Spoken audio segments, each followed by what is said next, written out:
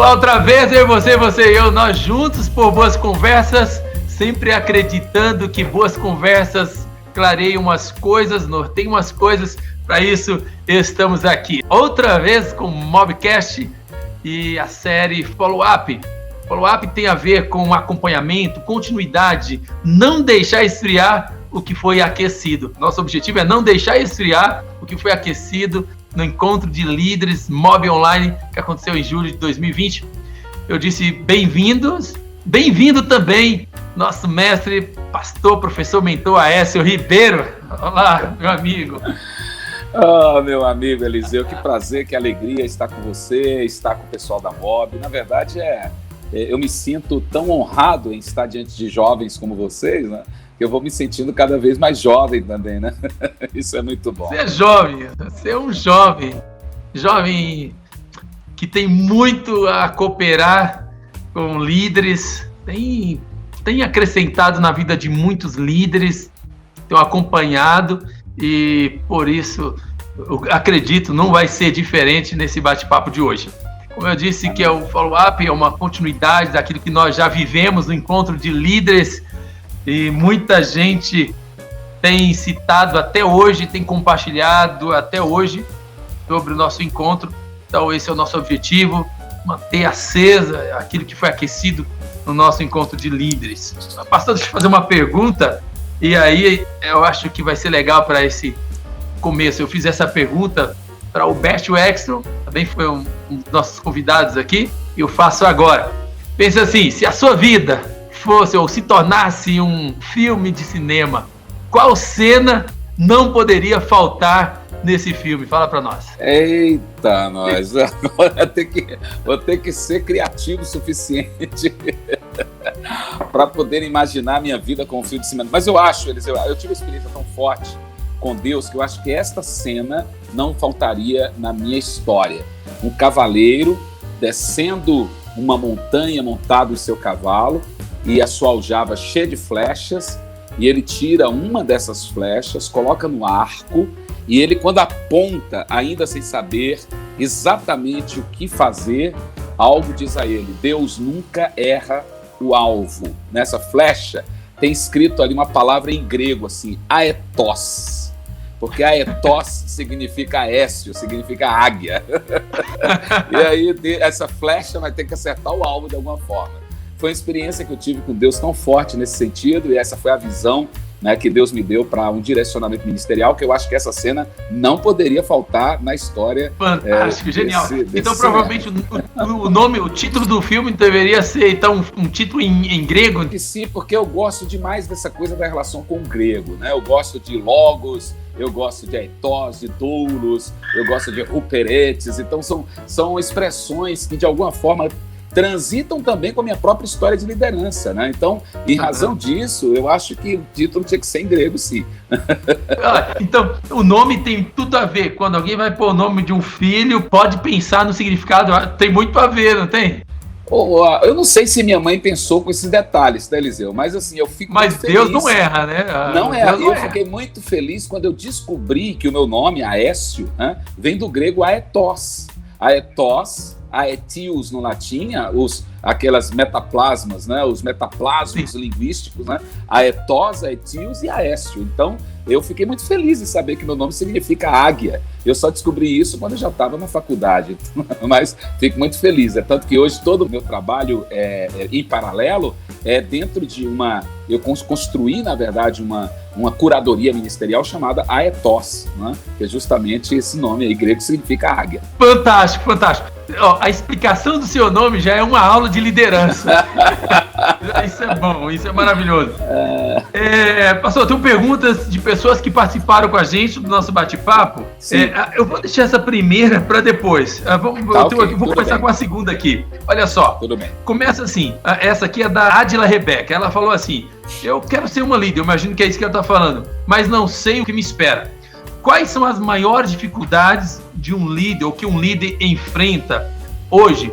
E aí ela pergunta também alguma coisa da sua experiência também. Ela pergunta: qual é a dificuldade de um líder hoje e qual é a sua maior dificuldade como líder? São duas perguntas em uma só, e eu vou responder por ordem, né? Quais são as maiores dificuldades que o líder enfrenta hoje. Nós vivemos hoje uma geração extremamente, alguém já usou esse termo até numa palestra também no nosso congresso, né? Desse mundo VUCA, vulnerável, instável, complexo e ambíguo.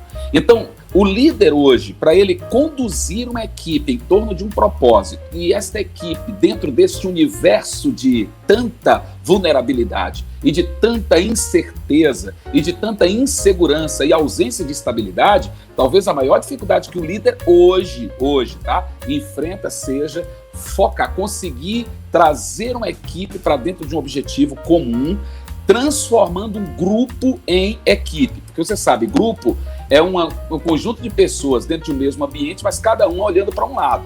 Eu gosto de dizer que grupo é quando tem um círculo de pessoas de mãos dadas, mas cada um olhando para fora do círculo. A equipe é quando todos viram em torno de um só propósito e ficam todos assim, frente um ao outro, olhando para a mesma coisa. Então, eu acho que hoje, diante desses desafios que a gente tem do mundo exponencial, que é um mundo totalmente incerto, que muda, as coisas mudam de uma forma muito rápida, né? Os interesses, até as amizades, tudo é muito líquido. Lembra do Ballmer lá, né? O Zygmunt Bauman, que fala da sociedade líquida. Então, como tudo é muito assim instável, é possível que o líder, que a grande dificuldade do líder hoje seja justamente fazer um alinhamento de ideia e trazer a sua equipe para encontrar o propósito da instituição, o propósito comum e o propósito coletivo. Não é impossível, não. Estou falando apenas de dificuldade. Estratégias existem, ferramentas existem, caminhos existem, métodos existem, mas a verdade que eu estou colocando é que talvez seja esta a maior dificuldade hoje para a liderança. Porque as outras que a gente entendia como dificuldade, como por exemplo, capacitação de líder, ausência, eu acho que isso já foi superado pelo leque de opções que você tem hoje de formação de liderança e de capacitação de liderança. Mas eu penso que a maior dificuldade hoje é você trazer a equipe para o foco, tá? É montar uma estrutura tão inspiradora, uma missão tão inspiradora, um alvo tão inspirador que faça com que todos olhem com o mesmo entusiasmo e com o mesmo desejo de atingir aquele alvo. Essa é a primeira parte. A segunda parte,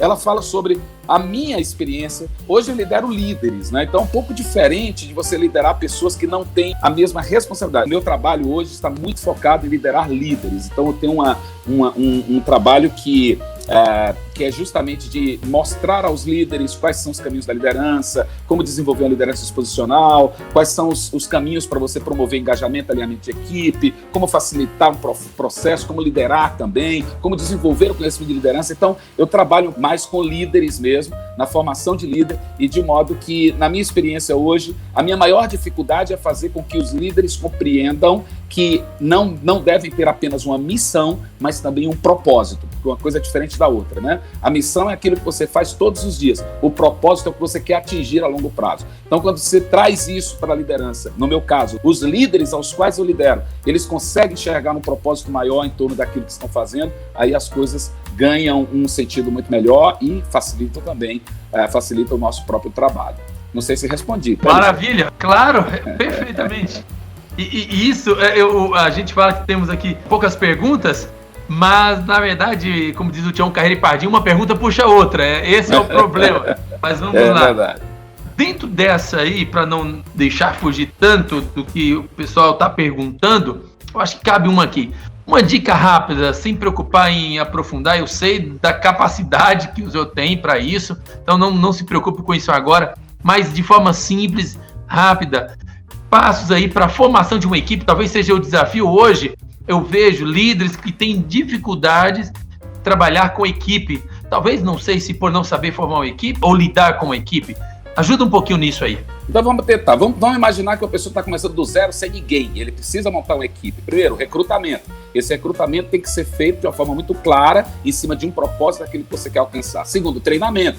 Tem que treinar, você recruta, agora você vai treinar, preparar essa pessoa, abrir a mente, abrir a visão, fazer com que a pessoa realmente trabalhe dentro desse direcionamento. Terceiro, desenvolver habilidades práticas junto com esse liderado, inspirando esse coração, inspirar o coração desse liderado, que ele vai certamente se entusiasmar com o projeto. Quinto, ele precisa ter uma capacidade relacional boa para que ele não seja um autocrático, aquele que domina de cima para baixo, que é um líder impositivo, mas um líder propositivo. Quanto mais propositivo ele for, mais disposicional ele será e ele conseguirá engrenar a equipe de uma forma muito mais dinâmica, muito mais responsável até, muito mais comprometida. E por fim, a última coisa, preservar uma ideia corpórea da equipe. Quando você pensa a equipe enquanto organismo e você percebe que é um corpo que está em funcionamento, você tem menos trabalho, porque quando o corpo, eu não sei, você percebe, o corpo funciona espontaneamente.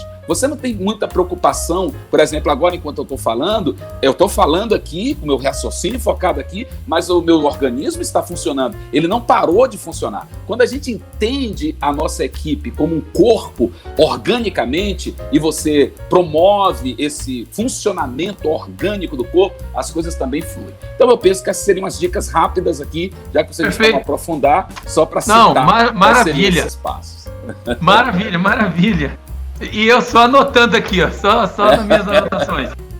Agora a pergunta outra, é possível, você está falando de organização, equipe, montar uma equipe, enfim, e falou alguma coisa aí que tem a ver com uma pergunta aqui também.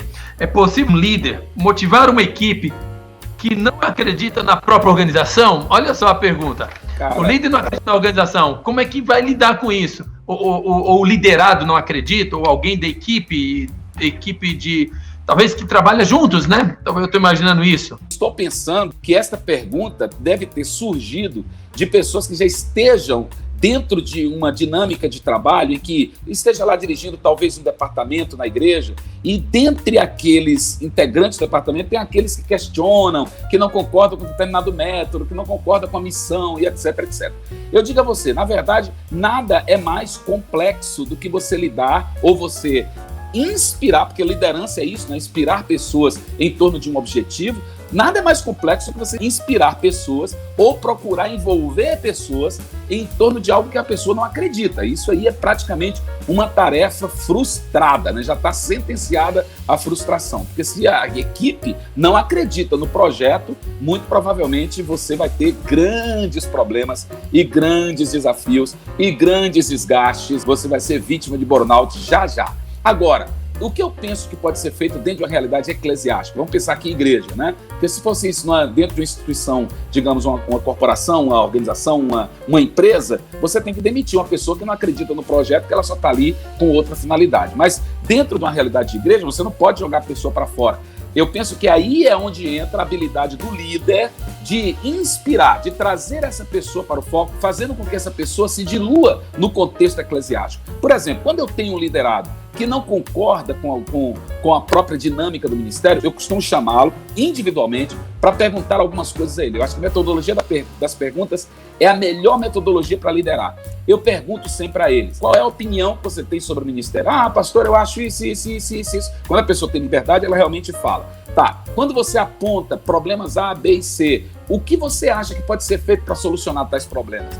E aí, a proporção que você vai fazendo perguntas e vai envolvendo a pessoa na construção de soluções, ela até vai se diluindo mais e vai começando a entender melhor o propósito organizacional e entender, inclusive, porque às vezes ele não concorda com o método, embora ele concorde com o alvo, ele concorda com aquilo que a instituição está buscando, você não está concordando com o método. E aí ele ajuda a construir novos métodos. Esta é uma função também de liderança, árdua, sem dúvida, mas é uma função para a liderança de também trazer a consciência de toda a equipe, para que haja alinhamento, tem que haver clareza de propósito, clareza de missão, clareza da cultura organizacional, clareza do que a instituição quer. Eu acho que se você tem dentro do seu departamento pessoas que são completamente contrárias ao objetivo da instituição, ela não vai te ajudar em nada e, obviamente, esse trabalho será um trabalho totalmente frustrante. Você vai ter que orar bastante, buscar bastante em Deus estratégias para poder trazer estas pessoas que não concordam, para entender o que está na cabeça dessas pessoas, para poder fazer um alinhamento de trabalho, porque, lamentavelmente, dois não andarão juntos se não houver entre eles acordo, diz a palavra. E o desafio de fazer o acordo acontecer é um processo... Me permita, a palavra acordo, né, de Amós 3.3, a palavra acordo é a mesma palavra que dá raiz à palavra acorde.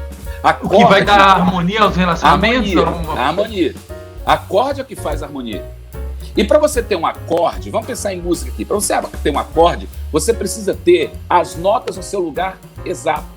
Você tem que ter uma tônica, uma terça, uma quinta, uma oitava, se você fizer um acorde simples. Se for um acorde, né, talvez dissonante, vai falar em música agora, né? Mas se for um acorde dissonante, talvez você tenha lá outras posições, mas as notas, elas precisam estar de alguma forma se harmonizando para que a execução daquela harmonia, ou daquela música, ou daquela frase musical, seja realmente algo agradável aos ouvidos. Se você pensar nesse sentido, você vai pensar o seguinte: como eu posso ter harmonia dentro da minha relação, ou do meu departamento, ou do meu ministério, ou com a equipe que eu estou trabalhando? É preciso você fazer uma afinação, tem que afinar. Se o instrumento estiver desafinado, tem que ter alguém que saiba qual é o tom correto para poder afinar um instrumento. E aí eu penso que a equipe é mais ou menos isso, é um instrumento que quando desafina precisa de alguém para apertar uma tarraxa aqui, outra ali. Eu sou do violão, então vou com um instrumento de 6 cordas, okay, por enquanto. Isso. E algumas cordas tem que estar bem afinadas aí. Não sei, eu pensei uma comunicação bem afinada, a corda da comunicação, a flexibilidade, caramba, o líder tem que ter flexibilidade, não sei. Opa. Acho que amor com paixão, tem que olhar com amor. O café já chegou aí, né? Não, agora eu quero que você fale mais 3. Eu pensei só em 3. A minha capacidade me levou a 3 cordas. Você pensou em qual? Você pensou em comunicação? Eu pensei em corda da comunicação, tem que dar bem afinada. Você está falando de... Né? Eu pensei na flexibilidade, um líder tem que ter uma flexibilidade, o ouvir, falar e ver o que ajusta na equipe. Acho que a compaixão, né? Acho que olhar com amor, porque se a gente não olha o liderado com amor, a gente vai chutar, não vai ter paciência, tem que amar. Sensacional, sensacional. Agora tem mais umas 3 cordas aí. Eu acho que a corda da graça precisa ser afinada, e a graça é a capacidade de tolerar as imperfeições, né? Essa corda também tem que estar bem afinada, porque na equipe nem todos são iguais, nem todos são perfeitos. Então você tem que ter essa corda também da graça bem afinada. A corda da transparência.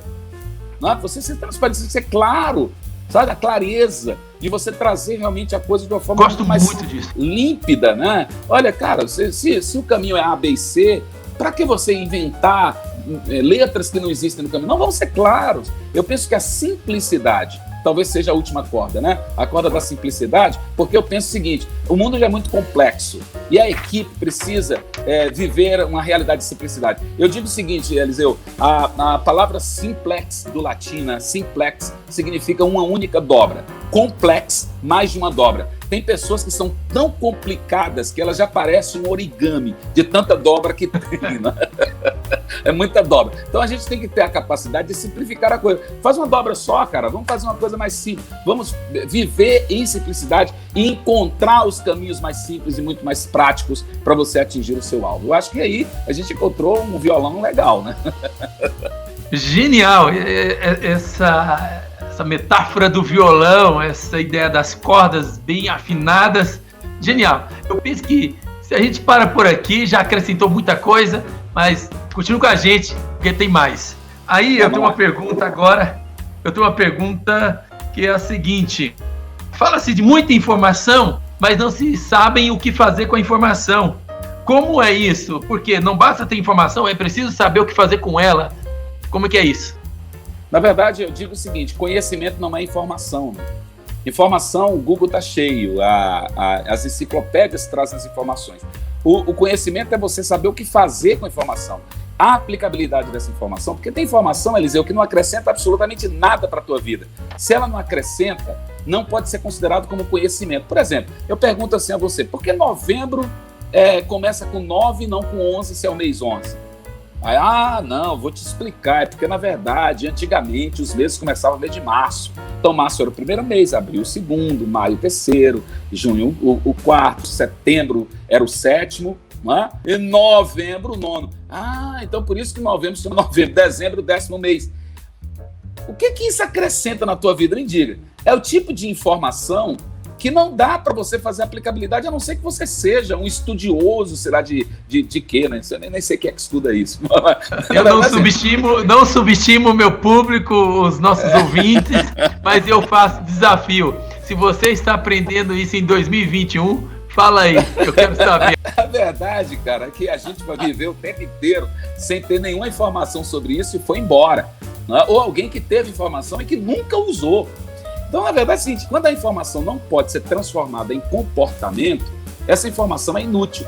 A informação, quando ela é transformada em comportamento, ela, obviamente, se conecta com a comunicação. Então, a comunicação é a conexão que você faz entre várias informações para um fim, para um propósito. Então, eu digo que a sociedade atual é uma sociedade cheia de informação com pouco conhecimento, porque tem muita informação e não sabe o que fazer com ela. E aí, quando você sabe o que fazer com a informação, aí você ganha muito mais condição de vida melhor, né? Você se fundamenta melhor na sua própria caminhada. Então, eu digo isso, informação não é conhecimento. Você tem que saber o que fazer com a informação para que a informação se transforme em conhecimento. Eis a questão, muito mais importante do que a informação é o que fazer com a informação. Vamos pensar no quebra-cabeça? A informação são as peças. O conhecimento é o quebra-cabeça montado. Ok? Perfeito. Você ter peças soltas, elas são importantes, claro que elas são importantes, porque o conhecimento ele é resultado da informação. Mas a informação em si, sem o conhecimento, ou a informação pela informação, não vai ter o quadro não vai ficar montado. Então é necessário que você tenha conhecimento para conectar as informações. Maravilha, conhecimento, tirar da cabeça para o coração, do coração para as mãos, realização, perfeito. Bom, eu tenho aqui 2 perguntas para a gente finalizar, eu volto para a primeira. A primeira pergunta, ela vai um pouco mais para a área do evangelismo. Não estou bem lembrado agora qual foi esse momento que citou o evangelismo, mas a pergunta está aqui no quadro da sua palestra. Aí a pergunta veio assim: evangelizar pessoas, muitas vezes, é passar o conhecimento para quem não quer ter conhecimento. Existe uma estratégia, ou tática, acho que é a palavra, para facilitar esse processo de ensinar a palavra para quem quer apenas o abençoador e não a vida que o abençoador tem para nos oferecer? Eu acho que é isso. Eu não sei qual é a conexão com a minha fala em si, talvez seja em razão de eu ter dito que o conhecimento, a pessoa tem que gostar do conhecimento, tem que querer o conhecimento para que ela possa realmente absorver e possa mudar de vida, ou talvez alguma coisa nesse sentido. O que eu posso dizer é o seguinte: do ponto de vista cristão, evangélico, do processo de evangelismo, existem muitas técnicas, obviamente. Eu acho que para falar de evangelização, o pastor Eliseu é muito mais capaz do que eu nesse sentido, inclusive de métodos, etc. Mas o que eu posso dizer é o seguinte: qual é o problema que o evangelho resolve? A gente tem que entender o seguinte: quando o indivíduo renega alguma coisa, ele renega por conta dos valores. Todos nós somos movidos por valores. E quais são os valores que movem esse indivíduo? De repente, ele tem alguns valores até internalizados do seu perfil comportamental, mas ele não sabe exatamente como lidar com tudo isso. E o evangelho pode ser a luz que esta pessoa encontra para interpretar melhor aqueles valores. Então, quando você traz para a pessoa o conhecimento do evangelho, no sentido de fazer com que o evangelho lhes resolva o grande problema vivencial, né? Porque o evangelho é se me permita falar assim, por favor, não estou mercantilizando jamais o evangelho, mas só para você compreender, o evangelho é um produto que resolve o problema vivencial. Não resolve um problema necessariamente técnico, mas um problema vivencial. Então, quando você mostra ao indivíduo que o evangelho é o que ele precisa, porque tem muita gente, Eliseu, e aliás, isso se fala muito até dentro das corporações, quando fala de técnica de vendas, né? Alguém diz assim, usa uma frase dizendo assim: descubra o que a pessoa quer e entregue o que ela precisa. Às vezes as pessoas estão querendo alguma coisa, mas elas não sabem exatamente o que é necessário para mudar ou para resolver o problema dela, entende? E o evangelho traz soluções, e quando a pessoa está buscando algo, que você descobre o que ela está buscando dentro das suas próprias carências espirituais e entrega o evangelho, você está entregando o que ela precisa. Eu vou dar um exemplo aqui, não sei até que ponto ele poderá ser associado à resposta, mas vou dar um exemplo. Digamos que você queira, eu acho que eu falei isso lá na palestra, você queira ter uma barriga tanquinho, né? Eu tô buscando, quem agora viveu o período de pandemia, tá todo mundo querendo uma barriga tanquinho. Aí você chega lá para o personal trainer Eliseu, né? O personal Eliseu de Lima, e diz assim... Não, acho que Eliseu é o cliente que está procurando a barriga tanquinho. Eu quero uma barriga tanquinho. Aí você sabe o que ele quer. Você sabe que o personal sabe o que o cliente quer. Mas aí ele vai entregar, ele não entrega ao cliente. Ele não entrega a barriga tanquinho. Sabe o que ele entrega? 5 km de esteira, não sei quanto peso. Ele entrega um processo aquela busca que o indivíduo tem seja alcançada. Então, o evangelho é este processo vivencial que será entregue àquelas pessoas que estão buscando soluções para os seus problemas vivenciais e que elas simplesmente não sabem como fazer. Então, quando ela procura uma pessoa ou quando ela está diante de uma pessoa, mesmo que ela não tenha interesses, né? Porque se você perguntar a um cara que quer uma barriga tanquinho, pode chegar para qualquer um que está buscando um corpo atlético e diga assim, você quer a academia? Ele diz, não. Você quer a esteira? Ele diz, também não. Você quer o peso? Também não. Eu quero só o resultado de tudo isso. Então, as pessoas, às vezes, elas podem até dizer que não querem o evangelho, mas elas talvez não entendam que o evangelho é que vai trazer o resultado que ela está buscando para a sua própria vida, para a sua própria realidade de vida, para a sua alma, né? Então, quando você encontra esse caminho para entregar o evangelho a esta pessoa dessa forma, você está entregando o que ela precisa para que ela atinja aquilo que ela está buscando. Mas aí, você tocou em algo aí, pastor Eliseu, que também eu acho que é muito relevante. Lamentavelmente, muitas pessoas hoje estão apenas buscando os resultados sem esforço.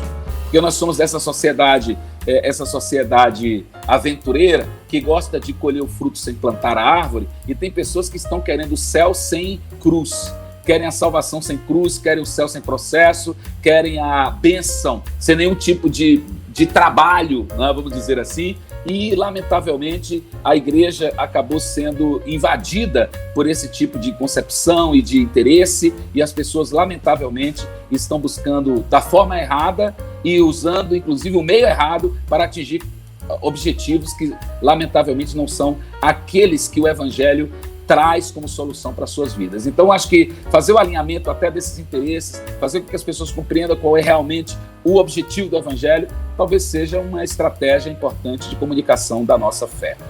Bom, eu disse isso mais do ponto de vista conceitual e não estratégico, porque eu não conheço muitas metodologias. Eu Fantástico. disse o Eliseu é muito mais não, acrescentou total. Brilhante a sua exposição de o que quer e o que precisa, essa diferença entre o que, né, esse o querer. A pessoa fala que quer uma coisa, mas na verdade ela precisa outra. Então acho que o que entra aí é o desafio da comunicação, do acompanhar, do ouvir. O problema é que a gente costuma ouvir pouco quando ouve e já chega com uma coisa tudo pronta. Meu Deus! Um evangelho todo empacotado, se é que eu posso usar essa expressão. Bom, vamos para o final. A gente começou falando de filme, se a sua vida se tornasse um filme, e aí eu termino com uma pergunta, ou um pedido, talvez, que me inspiro agora numa obra, Macunaíma, acho que é de 1928, o livro, mas me parece que o filme é de 1969. E aí todo filme brasileiro tem um malandro e tal. O ator pega um táxi, urgente, ele descobre que ele não tem mais dinheiro. Ele falou assim, eu não tenho dinheiro, mas eu tenho um conselho que vale ouro. Ele não tem dinheiro. Falou, eu não tenho dinheiro, mas como é que ele quer pagar o taxista? Eu não tenho dinheiro, mas eu tenho um conselho que vale ouro. Aí, deixa um conselho que vale ouro, e eu sei que conselho vale ouro para quem é líder de jovem e ainda tem que encarar 2021 nessa pandemia que a gente não sabe se acabou, se não acabou, se vai acabar, se não vai acabar. Tem a vacina, se é a solução, se não é, mas a obra não pode parar. O porquê é o mesmo, mas o como tem que mudar, e os dilemas existem. Conselho que vale ouro para um líder 2021. Conselho simples, nunca pare de aprender. Qualquer pessoa que ache que não é mais ensinável, ou que não busca mais conhecimento, é uma pessoa que já sentenciou o seu fracasso.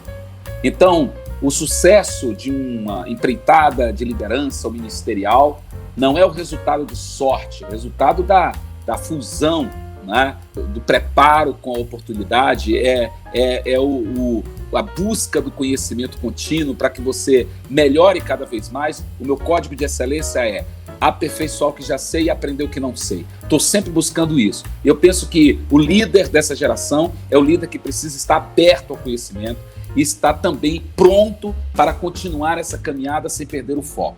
Agora, a segunda coisa tão importante quanto a primeira é, se você trabalha para a obra de Deus, busque mais intimidade com Deus, porque não tem jeito, é só quem é o dono que sabe exatamente o que ele quer, da forma mais linda e completa para trabalhar. E quanto mais íntimo você estiver de Deus, muito mais próximo da vontade dele, muito mais conhecedor da metodologia de Deus e do método de Deus, e eu acho que é isso aí que vai fazer toda a diferença. Então, duas coisas, né? Conheça e prossiga em conhecer, e não pare de aprender, e não se negue ao conhecimento, nunca desperdice a oportunidade de ler um livro, saia mais das redes sociais e leia um pouco mais, aproveite e potencialize o seu tempo. Não que as redes sociais não sejam importantes, são importantes também, mas é importante que você tenha um conhecimento que possa oferecer as soluções, volto a dizer, as questões das problemáticas humanas, e quanto mais conhecimento você tiver, mais autoridade também você terá. E a segunda coisa, ter essa intimidade com Deus, porque sem intimidade com Deus, esquece, você pode ser líder em qualquer outro lugar, menos na obra de Deus. Maravilha, maravilha. Eu só queria uma coisa, ser o seu motorista. E ficar ouvindo o tempo todo. Só queria isso. Eu queria ser o seu motorista, mas nada. E aprender. Eu agradeço a Deus por sua vida, amizade, desde um bom tempo da Bahia, aprendendo, e graças a Deus. Já tem uma caminhada longa aí, né, pastor Eliseu? Já tem uma caminhada longa. Tem. Mais ou menos, a caminhada longa, a sua caminhada, eu estou indo atrás, estou tentando aprender e estou feliz com isso, mas eu louvo que essa amizade, essa proximidade tenha acrescentado, agregado na minha vida. Eu venho para esse bate-papo aqui para o nosso Mobcast, e eu que sou mais acrescentado, porque na busca de levar conhecimento para os nossos líderes, para a nossa juventude, eu sou acrescentado, e eu louvo a Deus por isso. Eu acho que faz totalmente, com certeza faz sentido.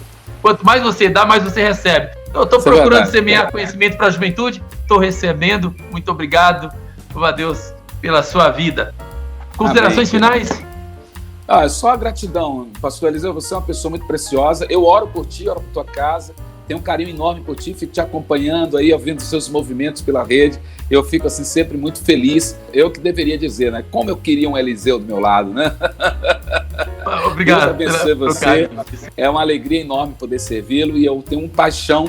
Através de você, Clara, acabei conhecendo a MOB, ver aí como essa igreja Batista Independente tem uma preocupação tão bela, tão verdadeira e tão necessária e tão urgente de lidar com a juventude da maneira como lida. Então eu fico muito feliz com isso e me sinto extremamente honrado em ter sido convidado por você para estar envolvido aí também nesse processo de treinamento. Conte comigo sempre, o que for preciso, pode contar conosco. Como eu disse o apóstolo Paulo, eu repito aqui: o que recebi do Senhor, isso também vos entreguei. Não recebi nada para guardar no bolso e nada para ficar só para mim aqui nos meus armários. Na verdade, é para entregar. Maravilha. E eu faço a maior questão de entregar nas oportunidades que tenho. Um beijo para todos vocês, muito obrigado mesmo. Eu sei disso, não tenho dúvida. Muito obrigado, e é isso que queremos, de fato, preparar uma nova geração, e ter gente como Aécio Ribeiro é maravilhoso. Muito obrigado, eu termino por aqui, agradecendo todos por acompanhar a gente, mais um Mobcast, follow-up. Queremos manter aquecidos os corações, não deixar esfriar o que foi aquecido no encontro de líderes. Muito obrigado, e lembre dos 3 Cs da internet: curta, comente, compartilhe. Compartilhando, você abençoará outros líderes, outros jovens. Muito obrigado, Deus abençoe. Até o próximo Mobcast.